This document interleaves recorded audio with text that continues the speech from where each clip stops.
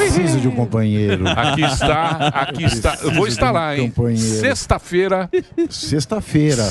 Chegou. Até que enfim, dia 11, o grande lançamento do livro do Pavinato, que é Da Silva. A grande fake news da esquerda. Que é a história do Lampião. Que é Virgulino Ferreira da Silva. Isso. Se vocês entenderam que é outra pessoa, o problema é de vocês, porque é Virgulino Ferreira da Silva. Exatamente. E a mão na capa também é uma pessoa fazendo datiloscopia na delegacia, né? Não tem nada de político nessa capa. É uma capa puramente criminal. Sim, mas tem, Tá? tem um L aqui. Eu posso... Você já tocou piano na delegacia? Eu já toquei. Fazer datiloscopia acho que não. é tocar piano. Você vai pôr o dedo, você vai pôr o dedo do indicador, você faz assim. Exatamente. Tá Porque certo. assim o dedo não bate, você faz assim com o dedo. Isso. Então tem nada a ver com política, Não tem pelo culpa. amor de Deus. Outras interpretações você não, tem culpa. Imagina. Não Outra tem. interpretação é impetrepação e eu não aceito isso. Isso é puramente criminal. Puramente criminal. Outro dia, você sabe que eu te acompanho, né, pra viver. Eu sou muito fã seu. Ah, mentira. Não fala assim que eu fico sem jeito. Não, mas não precisa ficar sem jeito. Eu fico sem jeito. Sou muito fã. Eu admiro muito a sua colocação, a sua eloquência, o seu... Você consegue, você é um dos poucos que consegue fazer popular e erudito a hora que você quer. Então você é muito bom e é muito bom trabalhar com pessoas como você que a gente vai aprendendo. Agora estou encabulado. O que eu gostaria de colocá-lo é o seguinte: você outro dia no seu programa, sim, no das 6 da tarde, nos pingos que tá mais ou menos. Tá mais ou menos. Tá mais ou menos. Mexeram no formato. Mexeram no formato, mas eu não sou um cara de ficar cornetando, mas tá mais ou menos. De resto tá tudo certo. De resto, tudo certo. Pois é. Você estava falando o seguinte, que o brasileiro, ele não entende o que é um conservador. Não. Porque a gente tem a esquerda, tem a direita, tem a papagaiada, tem o papo, tem o ultradireita. Essas conversas nós estamos tendo, mas o brasileiro não entende o que é um conservador. Certo. Por quê? Porque o conservadorismo, não existe um manual de conservadorismo. Não tem. Né? A gente trabalha sempre com esses conceitos que eles têm ideias centrais, mas não condutas definidas. Né? A ideia central do conservador. Como é que eu posso pensar de uma maneira simples para as pessoas entenderem? Quando o mundo foi se civilizando e as populações foram formando países, né, através dos reinos, as tribos, etc. e tal, a gente tem sempre um clã, né, uma família, um grupo de pessoas que vão habitar um determinado lugar do território do mundo. Ali eles procriam, vão aumentando a população e esse território ele é dominado por um povo. Esse povo, com o conceito de povo, ele tem uma cultura em comum, né? O idioma, uma religião, uma gastronomia, uma forma de se vestir, uma ideia de como melhorar as coisas para o futuro, de como administrar os bens. Então, esse caldo cultural que define o povo, junto com a genética, tá? Porque durante muito tempo a questão do povo ela foi ligada ao sangue. Tanto que na Europa, você tem a questão da nacionalidade pelo ius sanguinis, que é o sangue. E aqui nos países de imigração, a gente fala do ius solis, que é o direito do solo. Então, na formação primeva dos povos lá na Europa, a gente tem essa questão do sangue e a cultura. Depois de muito tempo, né, com essa questão de imigrações, emigrações, a gente acaba incorporando aquele que mora no território de determinado povo e que assimila uma cultura. Ele assimila uma cultura. Então, o conservador é aquele que quer preservar a tradição. A tradição, ela é essa miscelânea de sentimentos, de vocações, de pretensões, de hábitos, de gostos. Então o conservador ele é o cara que quer manter aquilo. Então o Brasil nunca vai ter não dá para ter um conservadorismo brasileiro em primeiro lugar. E um socialismo moreno, cheio de malemolência? Dá para ter, não dá?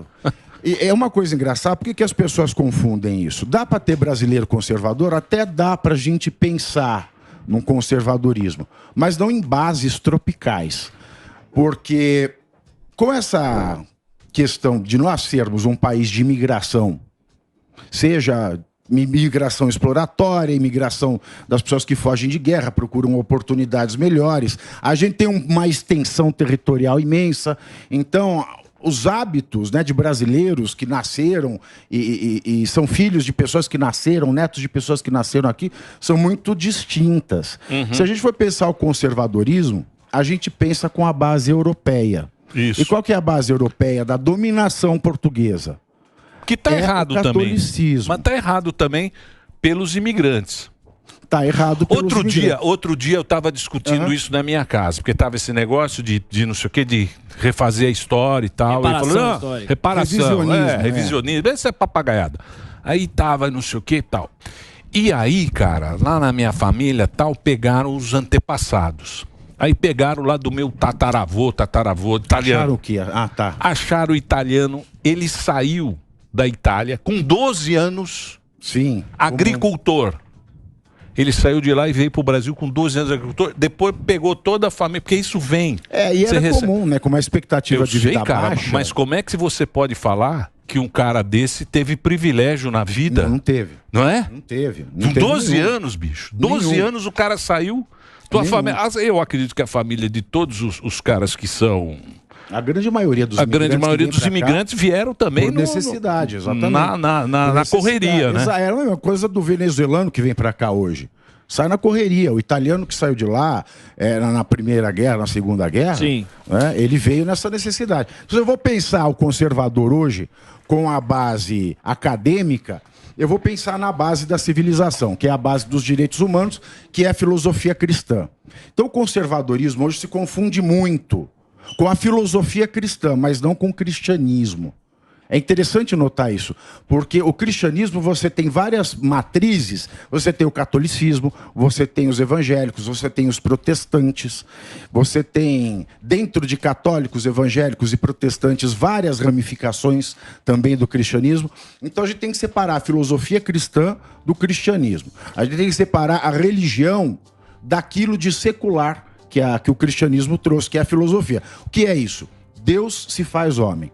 Quando Deus se faz homem, essa ideia é muito poderosa, porque até então os seres humanos eram animais, como todos os outros animais, mas com um regime especial, porque pensam, porque fazem coisas, porque constroem coisas, e até o cristianismo, todos éramos criaturas, só criaturas. Criações de Deus como qualquer outra coisa.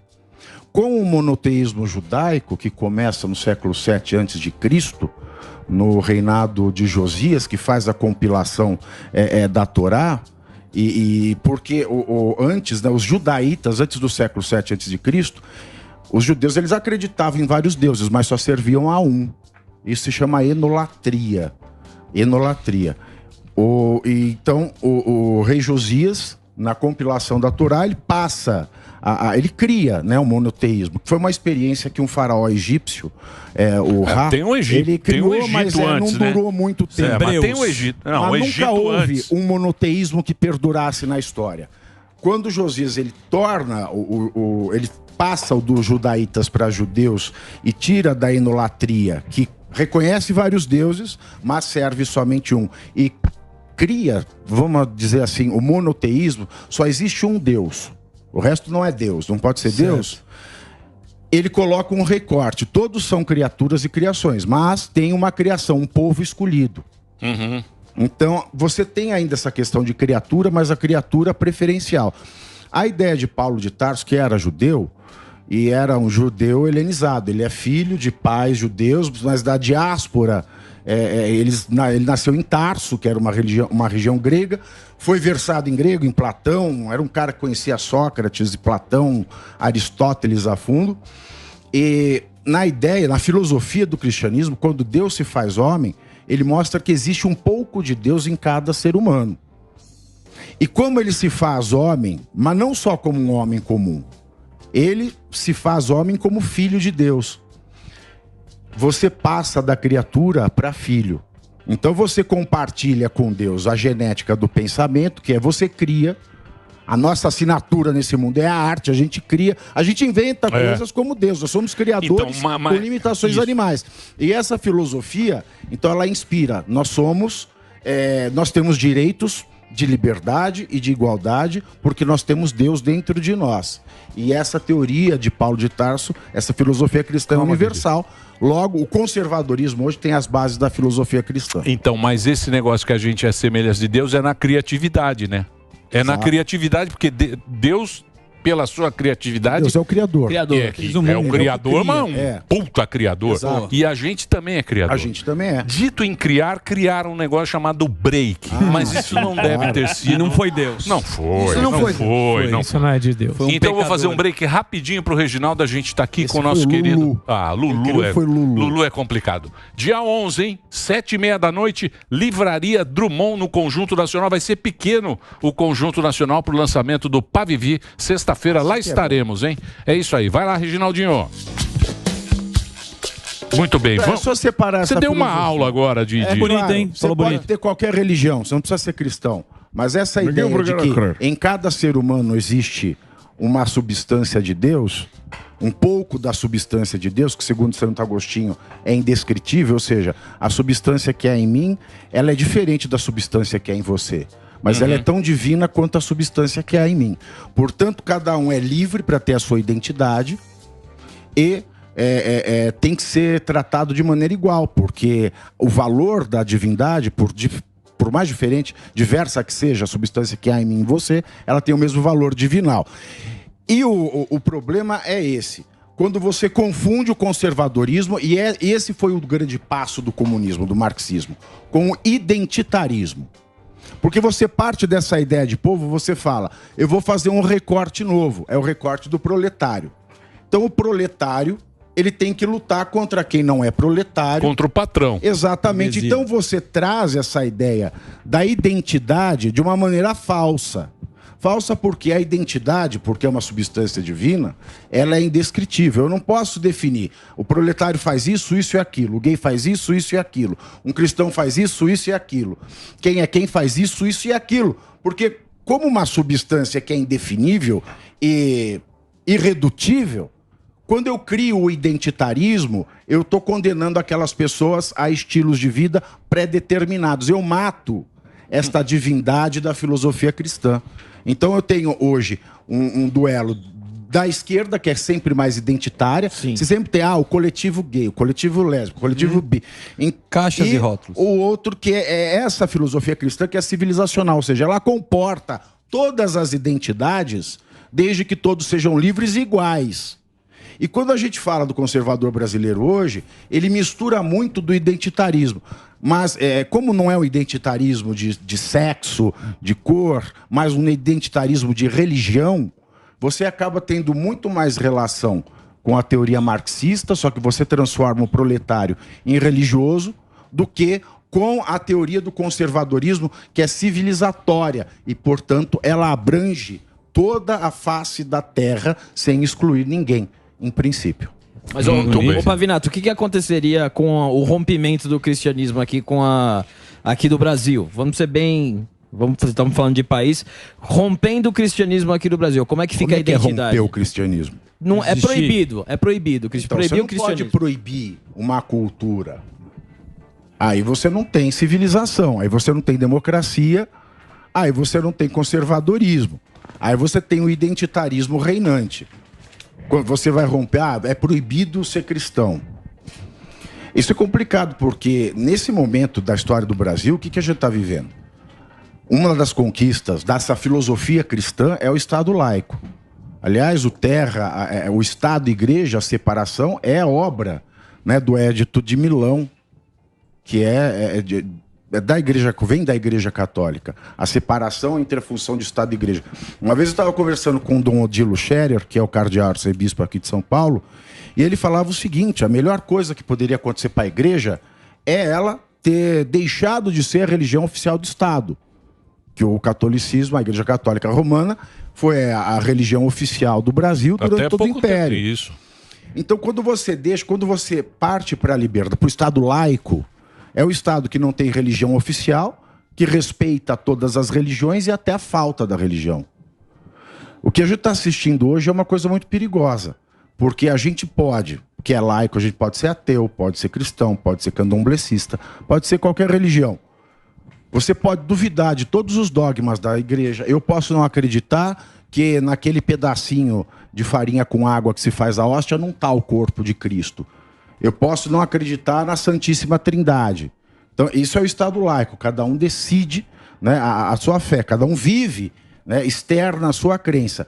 Mas o que a gente está vendo hoje é, ao mesmo tempo que o Estado ele se mantém laico, ou seja, você pode duvidar de algo que é sagrado, mas você não pode duvidar de uma decisão do Estado. Então o Estado se avocou para si a condição de religião. Mas esse Estado no Brasil, mas esse Estado no Brasil hoje é meio anarquia. Não tem o Estado. Não tem esse Estado que você está falando. Tem. É mesmo? Aonde que tem? Tem pela força, tem. Mais ou menos. Pela força, tem. Mais ou menos. Porque se você pegar o Brasil, a gente nunca soube mesmo o que é liberdade. Não. O brasileiro não tem democracia. O brasileiro não tem ideia de democracia, porque foram muitos anos. Vendido. Foi muito. Não, teve os Milico, teve o Getúlio, sempre foi assim. Mal ajambrado. O Brasil é mal ajambrado, o Brasil é ruim. Para você ter democracia, então, tem que saber o que é. Isso, então, mas pera lá. Já que a gente não tem... Qual é o nosso valor que o brasileiro dá hoje em dia? Que você pega o povo, que a gente falou que a gente não tem cultura, nada. É dinheiro. Dinheiro, saúde e família. Dinheirista. Dinheirista, família. Família é uma coisa que todo brasileiro respeita. Não, preza. Mais ou menos. Você acha, doutor? A gente tem... A família brasileira... de doutor. Muito obrigado. A família brasileira ela é composta... E isso é um fato triste por um filho ou filha e a mãe solteira. O número de mulheres que levam a gravidez sozinha é muito alto no Brasil. A gente tem um alto número de... cada 10 é 8, é isso? A gente tem um número muito... Essa é a tradicional família brasileira. Isso é triste. Mãe solo. Isso é triste. Né? O pessoal da esquerda fala que é o aborto paterno. Né? Tem poucas coisas que você tem que reconhecer que é. E é verdade mesmo. Eles engravidam, a mulher ela fica grávida, tem o filho, cria sozinha. Às vezes é a avó, a mãe e a filha. Essa é a tradicional família brasileira. Então não tem chance, o Brasil não tem chance. Então, você sabe que... É um karma. Nesse livro do Lampião, eu li muito material de época, e muitos articulistas da época, 1932, etc., já discorriam que o problema do cangaço, ou seja...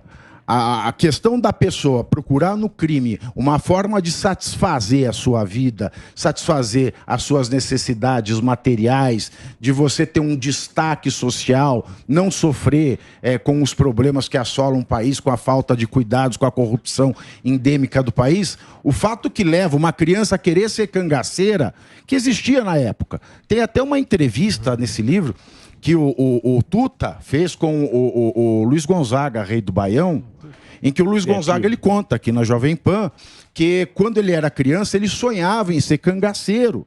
Porque o cangaceiro era o cara, para uma criança que não tinha educação, que não tinha saúde, não tinha perspectiva, vivia sob corrupção de coronel, corrupção de político, e vivia também sob ameaça de vida ou morte todo santo dia. Ele via no cangaceiro, que era aquele cara cheio de ouro, um projeto de vida, que é o que acontece com muita criança nos morros hoje. Então, o traficante esses artigos que eu separei de época, que eu vi, todo mundo fala a mesma coisa. O problema do Brasil é a educação. Se a gente não tiver educação, não adianta ter regime nenhum, voto. A pessoa não sabe para que serve o cargo, para quem ela está votando. Ela votar é uma puta encenação. Sim. É só uma encenação, é um teatro. É um teatro onde você dá um verniz de legitimidade para toda a merda que fazem no país da gente e que sempre fizeram. Exato. E quando é que o brasileiro teve preparo para ser democrático? Nunca. Vai falar redemocratização de 88. Mas quando é que nós tivemos democracia antes? Se até os anos de 1980 a gente tinha uma taxa de analfabetismo pleno quase que de 80% da população. É gente que não sabe ler nada, nem escrever o nome. A taxa foi diminuindo ao longo dos anos, mas hoje a gente tem um problema ainda, que é o analfabetismo funcional. As pessoas escrevem o nome, leem o jornal, mas não entendem o que acabaram de ler. Não, mas tem um Brasil bom em Brasília, né? Ali é a Ilha da Fantasia. Então, mas você sabe que lá Lá é outro país, né? Tudo funciona. Exato. Tudo funciona. Aí você vê a criança hoje, quem que ela tem de exemplo? Se ela mora no morro, o traficante. Tanto que é uma questão muito séria isso. Não é o tráfico que coopta crianças. São as crianças que se voluntariam para o tráfico. Em grande parte. Como uma esperança. Exatamente, como uma esperança. Porque é o que ela vê, é o cara que tá com ouro, com tênis do momento, carro. Tá cheio de mulher, carro, ostentando. Gostoso. O lampião. Tem a questão da música. Funk. A música incentiva o funk, o rap, que falam do tráfico. E aí, eu até falo, isso não é uma novidade, o rap, o funk, que louvam essa ostentação do traficante. Isso já existia no Repente, que louvava o lampião. E quem conta isso também é o Luiz Gonzaga. E no México é aquele corrido, né? Que eles chamam que é o corrido, que também são aquelas músicas enaltecendo o tráfico. Exatamente. Então, mas isso é característico. Porque, por exemplo, Estados Unidos também tem os... Agora a treta nos Estados Unidos são as músicas. Tem uma música lá, isso... Eu acho que o título é Isso Não Aconteceria Numa Cidade Pequena. Que é o cara que... Se você assaltar o carro de uma senhora velha numa cidade pequena, isso não vai acontecer. Se você chegar no bar e der um tiro num bar, isso não acontece na cidade pequena. Estão falando que essa música é da direita e tem uma da esquerda agora. Então tá tudo zoado. Mesmo os Estados Unidos, que teoricamente é um país que tem mais grana, é 20 vezes mais rico que o Brasil, mas é mais ou menos a mesma coisa. O bandido lá, ele tem moral, a polícia lá também virou o que está virando aqui. É que Estados Unidos tem uma cultura militar, mas tem heróis militares. Federação de verdade. E a gente não tem heróis militares, né? Quem é herói militar aqui? Não tem. Não tem. Então, nenhum, zero. Essa que também é a treta. Zero. Não é, professor? Duque de Caxias. Não, a gente não tem herói. Não tem uma referência. É uma referência. Não tem, mas não tem sim. Também é uma federação. Então, mas por que a mídia torce para bandido? Vocês lá da redação. Eu? Você que tatuou 24. Você me inclui. Desculpa. É que você está sempre por lá. Eu que está sempre passeando. O pessoal gosta de você. Por que a redação é melhor, é mais por que a redação ela torce pro bandido? Eu não sei se ela torce pro bandido, mas o fato é que a gente vê muito mais na imprensa uma notícia que exalta os pontos sociológicos de uma questão que não tem a ver com o crime, porque todos nós somos vítimas da sociedade. Todos. A partir do momento que a gente paga imposto e não recebe nada em troca, a gente é vítima da sociedade. Uns mais, outros menos, mas todos são. Né? Porque eu sou da tese seguinte, o pessoal fala, a propriedade é que não cumpre a função social. Você pagou imposto da propriedade, ela está cumprindo a função social. Quem não está cumprindo a função social é o vagabundo que recebe imposto e não devolve para a sociedade. Esse é o vagabundo. Não a propriedade parada que paga imposto. Mas a questão é, meu palpite é que a imprensa escrita principalmente, ela o faz porque quem lê ainda hoje, quem consome a imprensa escrita, é uma classe... Canhoteiro burguês? É uma classe mais, como é que eu posso dizer... intelectualmente elitizada e inebriada por toda a questão artística e de erudição que está impregnada de marxismo. Entendi. Então é a pessoa que estuda, que leu Marx, é a pessoa que está preocupada em... Que está preocupada... 50 anos atrasado. Sido privilegiado. Em agradar quem leu Marx. Então, mas por que, por exemplo, se você pega aí... Então esse público é mais... Oh, meu Deus. Sim, claro. Ai, o bandido. O bandido. Ai, o Chacoíba. Coitado, não teve chance. Ai, coitado. E eu aqui, eu privilegiado, que posso fazer pela sociedade, Emílio? Isso. Exatamente isso. Mas você não acha que essa conversa já foi? Você não acha que 99% das pessoas que estão nos acompanhando... Não estão preocupadas. Não sei se... Claro que estão preocupados. A gente está preocupado com segurança? Não com as narrativas. Eles querem... Então, mas por que os caras insistem? Por que insiste nisso? Sabe que o Sartre, que é aquele filósofo de esquerda francês, ele tinha um inimigo no campo do debate, que era o Raymond Aron. E ele falava que todas as ideologias políticas nascidas do marxismo, na verdade, são religiões São religiões sem Deus.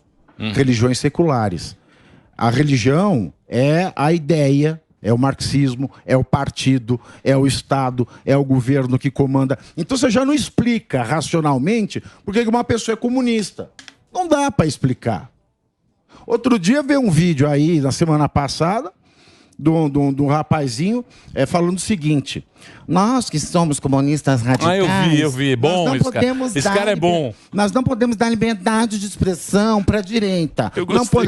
Nós que somos comunistas raiz... Comunista raiz, ele estava morto. É verdade. Ele tinha sido mandado para um programa para aprender a ser homem. Não teve regime que mais matou viado nesse mundo do que as coisas do marxismo, cara. É verdade. Não dá ele falando assim, nós que somos comunistas raiz. Maravilhoso. Pelo amor de Deus, velho. Então, o que não, mas isso é papagaiada, papagaiada. Então, ou a pessoa tá inebriada, né? Ela é estúpida de uma tal maneira que ela tá inebriada da estupidez. Né? Exato. Porque é religioso isso. Sim, é o que eu falo com Lampião. Lampião, ele foi criação do Partido Comunista Brasileiro. Lampião era miliciano de coronel.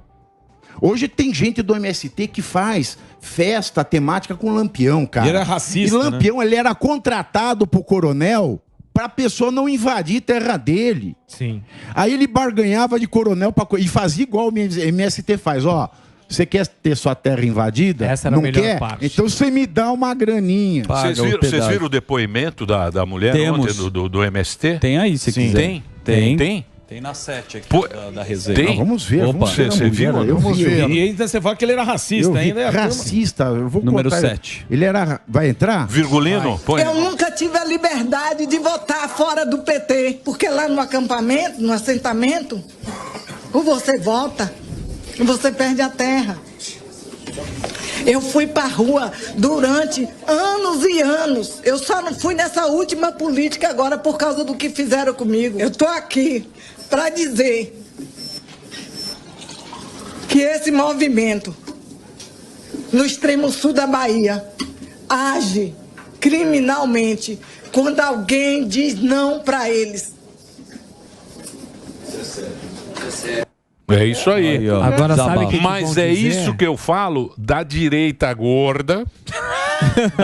que eu tenho da direita. O que é direita gorda? Que eu tenho a ver com isso? A direita trans. Porque a direita, a direita trans temos agora várias direitas. Sim. Porque a direita, a direita, ela fica na internet, ela fica na guerra cultural, ela fica ela fica nesse papinho. A canhota tá lá no líder comunitário. Tá lá na vila. Esses caras não sabem o que é São Paulo. Por isso que eu falo para o Boulos. Olha o Boulos. Porque é o líder comunitário. Olha lá o Delário, ó. Olha a carinha dele. Olha o que ele faz não vai na cidade Ademar. Nem sabe onde é. Fica aqui no Ibirapuera. Mas você sabe que esse depoimento dessa senhora, ele é realmente sabe, um soco no estômago. Um soco. E ainda riram dela. Jato de água. Mas sabe aqueles jatos de sinusoidoscopia com jato de água na nossa cara? Porque foi preso preventivamente o ex-diretor da Polícia Federal Rodoviária, o Silvanei. Por quê? Porque ele é suspeito de querer evitar que eleitores do Lula fossem votar. Agora, o que essa mulher falou é muito mais sério, cara. É muito mais sério. Porque o MST está funcionando. Porque o Lula ganhou uma eleição. Sim. Porque está todo mundo enchendo a boca para falar que a Bahia é Lula. E essa mulher não importa. Então, a gente não é conservador a partir do momento que a gente pega e fala, não, é uma mulher do povo. É uma mulher, uma louca do povo. Agora vão dizer que ela é ultradireita. Agora, um diretor da Polícia Federal que vai... Alguém do PT e fala, olha, ele tentou evitar, e sendo que ninguém conseguiu barrar nenhum eleitor de votar. Exatamente, todo mundo votou segundo o TSE. Ele tentou evitar que fossem votar. Agora, o cara já está preso. Sim. Agora, o líder do MST, que fazia essa mulher votar no Lula e fazer campanha para ele estar preso, não está. Não está. Agora, você me perguntava, isso aqui é um Estado? É um Estado, só não é um Estado democrático. Só não é um Estado democrático. Exatamente. Não é. Você tá bem afiado, hein, para viver. Cuidado, hein? Tem muita coisa ainda. Tem muita Posso coisa. mandar um beijinho pra você? Pode. Olha, é o seguinte, presta atenção. Pra Vivi, top de audiência. Na sequência, você vai ter o programa dele, que é sensacional, líder de audiência. Sexta-feira vai ser pequeno. Vai. E eu vou fazer um concurso no meu Instagram também. Eu vou dar 3 livros. Opa! 3 livros do meu Instagram. Quem for lá no meu Instagram, tem um post que eu fiz da assessoria, né? Que maravilha. Fizeram agora esse post falando do Conservatório de Conhecimento, que é onde eu dou os cursos. Quem curtir tem que comentar com o nome de 2 amigos e compartilhar. Aí você e os 2 amigos, se vocês forem sorteados, é um concurso, tá? É o último post que eu fiz ali, ó, do Conservatório de Conhecimento. Você clica, curte, comenta com o nome de 2 amigos e compartilha. Aí se você for sorteado, você e os 2 amigos vão levar um livro autografado. É esse post aí. Curte, comentam com o nome de 2 amigos e compartilha. Tá certo. Obrigado, viu, Pavinato? Obrigado pela colher de chá que você dá aqui pro programa Pânico. Se eu for falar dos desgostos desse país... Mas a gente precisa ter pessoas bacanas, inteligentes, que falem a linguagem da galera.